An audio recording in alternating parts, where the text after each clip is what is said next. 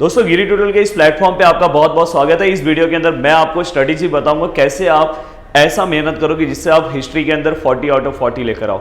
ये जो मेरा हिस्ट्री का जो स्ट्रेटेजी है ये आप कौन से भी मीडियम के होंगे तो बस आपको इसको अच्छे से फॉलो करना है, देन आप अपने सब्जेक्ट में आउट ऑफ मार्क्स ला सकते हो। अब यहाँ पे क्या क्या चीज़ों को आपको आउट ऑफ लेकर आने के लिए क्या क्या चीज़ों का ध्यान देना पड़ेगा, ऑलरेडी प्रदीप सर ने आपको पेपर पैटर्न तो दे दिया है। अब पेपर पैटर्न के बाद आपको क्या क्या चीज़ों का फोकस करना चाहिए, जैसे कि आपको पता है ये हिस्ट्री का पेपर पैटर्न है, question number first, second, third, fourth, fifth.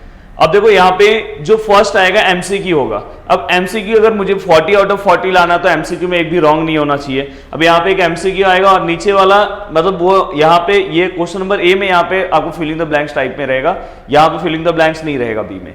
तो आपको क्या करना है, इस टाइप के क्वेश्चन को आप सबसे पहले पूरा टेक्सचुअल खत्म कर लो। मोस्ट प्रोबेबली 30 से 40-50% टेक्सचुअल रहता है, पर बस टेक्सचुअल करोगे आपको लाना है 40 आउट ऑफ 40 तो आपको क्वेश्चन बैंक भी करना पड़ेगा। क्वेश्चन बैंक कर लो, टेक्सचुअल एंड क्वेश्चन बैंक लगभग बहुत सारी चीजें सेम होती है।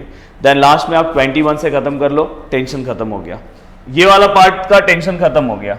अब बचा कौन सा पार्ट दोस्तों, अब है यहाँ पे मैप कॉन्सेप्ट। मैप कॉन्सेप्ट के लिए आप तो सबसे पहले टेक्सचुअल एंड क्वेश्चन बैंक का पूरा मैप कॉन्सेप्ट वो फ्लो चार्ट वाला पूरा खत्म कर लो। देन वो खत्म हो गया, देन उसके बाद आप एक्स्ट्रा अगर आपको करना है तो टेक्स्ट बुक के बीच बीच में अगर कहीं पे है तो आप कर सकते हो, बट उतना कर लोगे तो भी काम हो जाएगा। देन उसके बाद शॉर्ट नोट।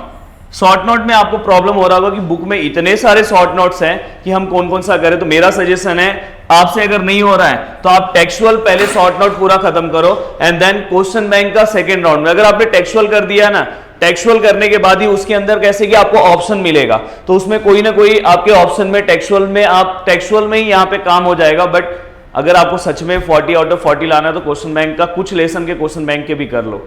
देन उसके बाद रीजन्स है, सेम उसके लिए भी वही स्ट्रेटेजी होनी चाहिए।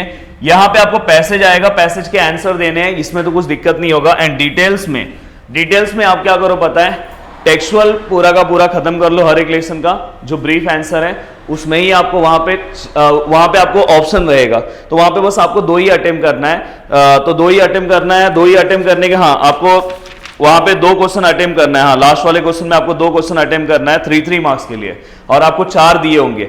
अब 4 दिए होंगे उसमें से आपको 2 अटेम्प्ट करना है, तो आराम से अगर आपने पूरा टेक्सचुअल खत्म किया तो उस दिन बल्ले बल्ले हो जाएगा। तो फर्स्ट राउंड में टेक्सचुअल, अगर टाइम बच रहा है तो देन क्वेश्चन बैंक, और अगर उसके बाद भी अगर टाइम बच रहा है देन आपको 21। अब देखो पॉलिटिकल के लिए ना सबसे पहले आप क्वेश्चन बैंक सबसे पहले आप ना टेक्सचुअल खत्म करो।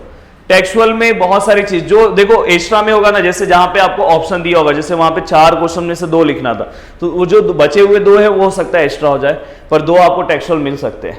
देन यहाँ पे भी वैसे ही आपको एमसीक्यू के लिए सब कुछ करना पड़ेगा, ट्रू फॉल्स के लिए भी सब कुछ करना पड़ेगा। Explain the concept and do as direct में आपको फ्लो चार्ट के तरह के क्वेश्चंस होंगे एंड आंसर दी फॉलोइंग। अब आपको लाना है 40 आउट ऑफ 40। अब 40 आउट ऑफ 40 के लिए जो आंसर दी फॉलोइंग आप लिखोगे ना, तो वहां पे अगर सपोज वो 3 मार्क्स का है तो आपको 6 पॉइंट्स लिखने चाहिए। याद रखना, जैसे आपने साइंस का पेपर अटेम्प्ट किया उसी तरह से, चाहे आप कौन से भी मीडियम को 6 पॉइंट आपको लिखना है। 2 मार्क्स का है तो याद रखना आपको 4 पॉइंट्स किसी भी हालत में बनाना होगा। देन उसके बाद पॉसिबल हो कहीं पे कुछ बोला होगा कि ये इसके एग्जाम्पल्स है, ये इसके टाइप्स हैं, तो इस टाइप से आप फ्लो चार्ट टाइप में दिखा सकते हो। समझ में आया?